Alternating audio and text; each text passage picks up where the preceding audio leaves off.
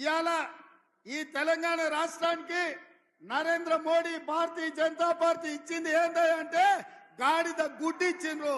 ఇగో ఈ గాడిద గుడ్డే 10 ఏళ్ల తెలంగాణ రాష్ట్రానికి నరేంద్ర మోడీ ఇచ్చిండ్రు.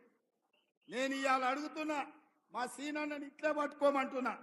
దీన్ని మాట్లాడినంతసేపు పట్టుకొని పేద ప్రజలకు తెలంగాణ సమాజానికి చూపించు.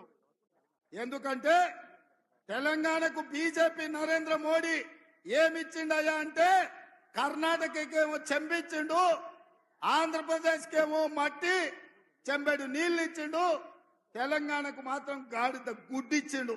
ఈ గాడిద గుడ్డిచ్చినందుకు గుండు అరగుండుకు ఓటేయాలనా నేను అడుగుతున్నా.